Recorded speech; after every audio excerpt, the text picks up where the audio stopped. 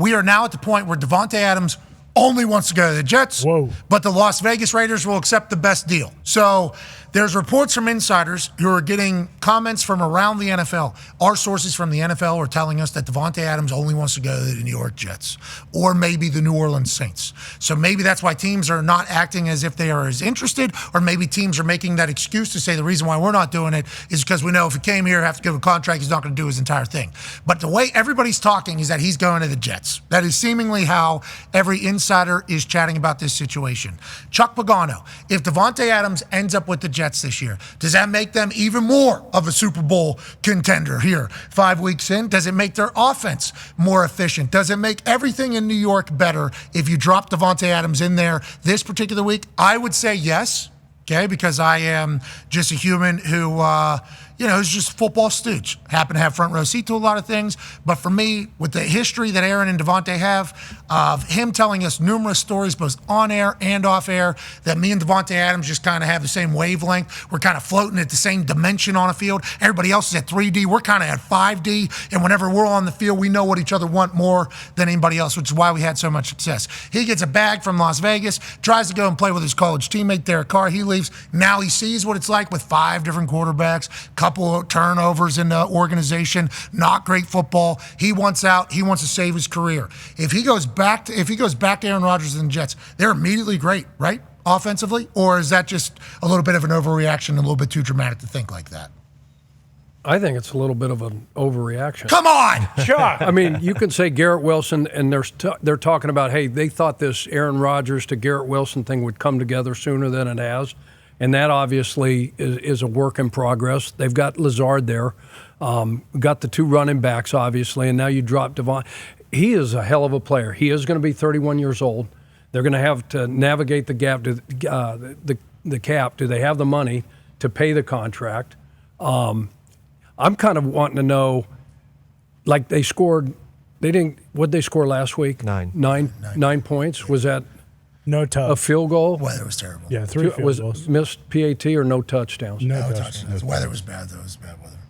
They had a lot of offsides. You know how many bad weather games Aaron Rodgers has played in? Well, that's what he was in saying. Green Bay. Not in Jersey. He was actually saying. And scored a million points. Well, that's what he was saying. I think that was snow. part of what he was saying. It was cold. It was snow, not rain. Yeah, remember because he had the long johns on. The waffle thing. The waffle thing. You know what we're talking about. Yeah, you knew you were in trouble. So you think you dropped Davante. So everything to your point, you dropped Davante in there, immediate uptick, we think. That's what people are saying, too, as well. That's the expectation. Could be. I mean, they've got the defense, they've got the players, but, they still got to set up the formation. They got to put a game plan together. They got to call the right plays in the right situations. What's he saying? I mean, this guy's an asshole. Look, you put Davante in any offense, they're going to get better. Okay, sounds like he's questioning the offensive coordinator. It does, doesn't it? It's like game plan, strategies. You got to put them into formations, all these. Yeah. That's something to think about. Does Davante, after seeing how everything's going with Salah in publicly, very publicly in press conferences, does he want to go dive into that ring? Yeah, speaking of press conferences, the Jets have the Vikings this weekend. Good news for the New York Jets offense that wasn't able to do much against Denver last week for whatever reason.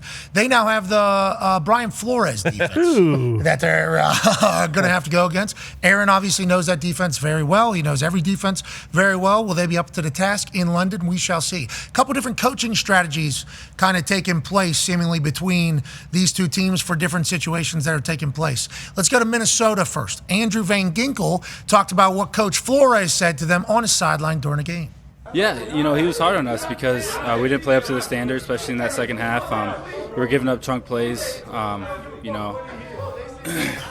it was just a snowball effect, and we had a couple turnovers in there, but I think he said something about like 10 of the 12 plays or something were negative plays for us, so that's unacceptable, and it's something that we got to strive to perfect and get better at. So the way the tweet was phrased by a journalist from Fox 9 over there was Brian Flores chewed him out pretty much. And then he was, a little bit upset with the way things are going and let him know about it, confront him. And then you go to what Coach Salah said at a press conference about how he handles the team and situations, conversations after the type of loss that they had this past weekend. Depends on who you talk to. I personally know they're men. They want to be treated like men. They already know they messed up. They don't need to be embarrassed. They need to know how to correct it. and I don't think doing push-ups is teaching a guy how to correct it. Okay, both very valid answers and different coaching styles in the moment. Coach Sala, also head coach, not just defense coordinator, with his guys in it all. Both teams, now the Vikings, obviously, absolute wagon. Jets in a spot that I think they're wondering, their fans are wondering. Yeah. I am a believer, okay, that the guy who comes on this show on Tuesdays and plays quarterback and has 4 MVPs and is going to be in a Mount Rushmore whenever he's done about football in a total. I'm a believer that on offense, he'll figure it out. I'm a believer that their defense has enough talent that they should be able to figure it out to go forward. How do you hear what are your thoughts whenever you hear Van Ginkel talk about B-Flow and Coach Sala there at his press conference, just immediately as a man who coached 18 years in the NFL? Yeah, I think you got to have those conversations. I think you got to, players, they want to be coached. They want discipline, and they want to be told the truth. All right? They don't want to be embarrassed in front of their peers. If you go after some of these NFL players in front of their peers, and if you have a relationship with them, Pat, guys, if you have a relationship, then there's more that can be said. And you get the most work done. Like when you have a relationship with a player and you call them in and it's behind closed doors, anything can be said in there, both ways. Okay, and it's all based on that relationship. And if that player trusts that coach and he respects that coach and vice versa, then critical, conversations can be made. They can be had, and they have to, because like I said, players want to be coached. They want to know the truth. They don't want things candy coated. I mean, Aaron said it on the deal when the deal came up about cadence. He said, no, we got to hold players accountable. Yeah. Maybe that's a deal. You know that. You've been in the locker room. AJ's been in the locker room. He'll be on here in a while. You don't, because they'll get sniffed out. Like if you just pick on the guys that you can pick on, the rookies, this, that, and the other, and then the other guys, sit in the team meeting and they're never like called out or get away. You can't do that. And like if you only find the punter for tweets. Not everybody else. Everybody kind of sees what's going on, including the players including know. The punter knows. They know. The players know, and they're going to call bullshit on it. Yeah, bingo. And you know what? And the message is going to get. It's going to fall on deaf ears. It's not going to go very far. But obviously, these players respect B-Flow. They're having a ton of success. He's just saying, "Hey, God, we can't take our foot off the gas. The standard is the standard. We're going to do it for 60 minutes." And Coach Sala there is saying, like, hey, I don't want to embarrass these guys, but we just need to correct it and move forward his style. I'm pumped. And if I'm Coach Sala, I would like to go on at least a 2-3 game winning streak. Yeah. Just one time. Yep. It would be very cool just to do that one time. So after every game, it's not like, can this guy coach a winning team? Yep. And maybe a nice streak of not putting your foot in your mouth, because this is with the Egypt thing. Jeez. This is now twice where he's basically said something, then regretted it, and then directly contradicted himself right afterwards and started a whole hoopla around something. So maybe just don't do that after the game. So the PR, he doesn't mind coaching probably too. Coaching his press conferences. Yeah. And there's probably there you go. There's probably an opportunity to do that and just say, hey, there's some coaches that just choose literally to say nothing. Yeah. Like that is their actual mentality. Now, it might not be in your personality to say nothing. You might be uncomfortable to do that. But if we're going to say stuff, we gotta figure out how we say it. There's only 32 of these jobs. Okay. There's only 32. 2 of them happen to be in this particular market, which is biggest in the country. Yes. If you don't know that. So speaking is going to be a big part of it all. You're right, though. The cadence situation, the Egypt situation, all these things kind of get Hassan Reddick situation with him saying, I know where he is, I know what he's doing, and then not happening. It's like, and I think Salah probably, if you were to talk to him, incredibly cool guy. I assume that people around him love him, like hanging out with him. I assume he is a great football mind.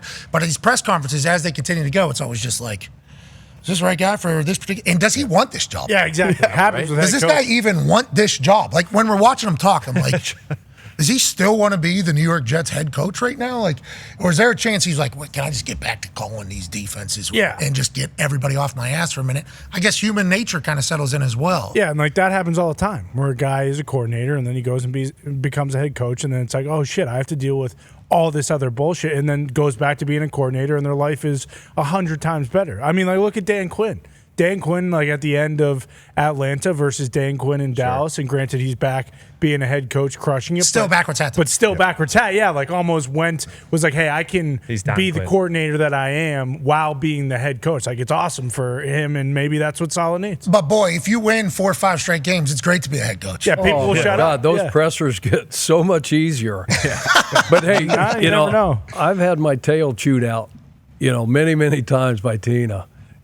Before. We know. Coming after a press conference, like less is more. So there's a growing process when you go to your point, Connor, about from a coordinator, defensive coordinator, mostly though, because you guys aren't talking defense coordinators much less than offense coordinators in the modern NFL world. I think personally. As far as what? Talking, media, interviews. Every club is different. Like at the Colts, I got Thursdays off as a head coach because that was the coordinator's time. So they got once a week. So it was equal there. So I don't know how the other clubs do it. Yeah, but do you think more people talking offense coordinator or defense coordinator? They both get their time up there. So the amount of questions, there may be more. There may be more for an offensive coordinator than a defensive coordinator. That's what I'm saying. Like, offensive side is seemingly a bit more savvy whenever it comes to dealing with media.